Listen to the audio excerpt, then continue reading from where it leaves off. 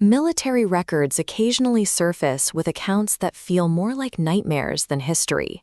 One such account from a former observer describes a sealed subterranean chamber and the memory of sounds emerging from behind a heavy steel door that he could never quite forget.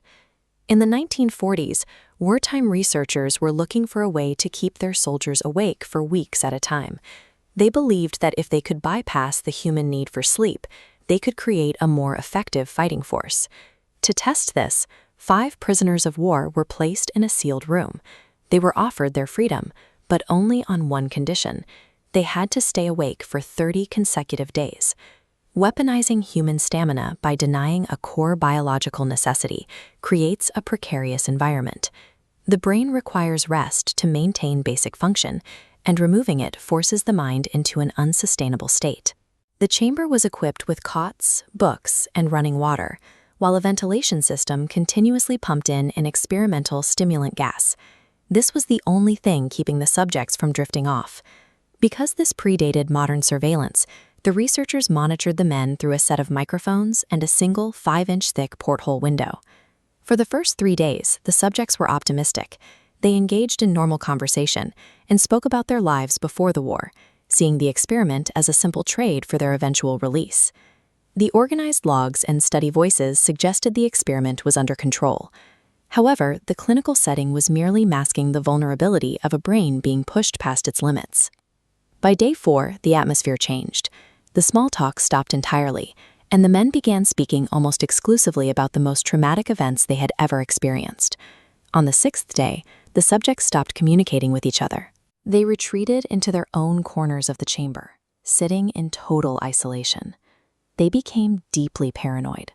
One by one, they would lean into the microphones and whisper fabricated betrayals about their fellow prisoners, hoping to win favor with the researchers and be released early. This behavior shows how sleep deprivation fractures social trust. Psychosis often sets in well before the physical body begins to fail. The situation turned violent on the 10th day. One subject began screaming at the top of his lungs, running back and forth for 3 hours until his vocal cords physically tore. After that, he could only produce faint squeaks. The other 4 subjects gave no reaction to the screaming. They continued to sit in silence, ignoring their companion as if he weren't there at all. Eventually, the men began ripping pages out of the books in the room. They soaked the paper and pasted it over the porthole window, completely blocking the researchers' view. The room went silent for 3 days. The oxygen monitors confirmed the men were still breathing, but there was no sound of movement or conversation.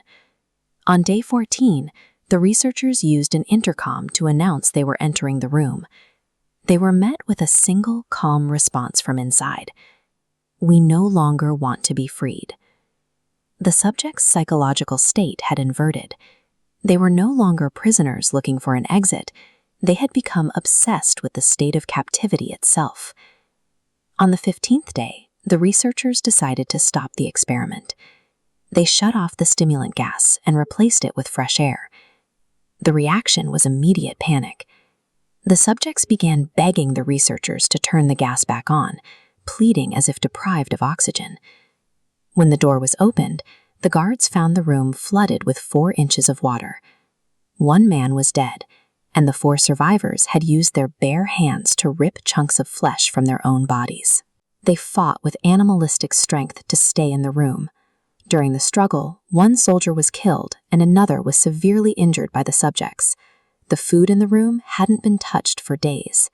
The physical damage to the survivors was entirely self-inflicted, a tangible result of their shattered mental states. At the hospital, doctors tried to sedate the men for surgery, but the survivors were unnaturally resistant to the medicine. They fought to remain awake, terrified of what would happen if they lost consciousness. A lethal pattern emerged.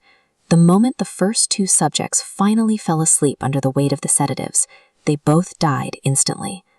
The final survivor was connected to an EEG monitor to observe his brain activity while researchers prepared to return him to the stimulant gas. The monitor revealed every time the subject blinked, his brainwaves briefly flatlined, microsleeps where his brain effectively ceased activity. Before gas could be restored, he fell into a deep sleep. The EEG line went flat permanently. He died on the table. The story suggests that the human mind, once pushed into a state of continuous, unbroken consciousness, loses the ability to ever return to rest. When the experiment ended, sleep was no longer a biological requirement. It was a death sentence.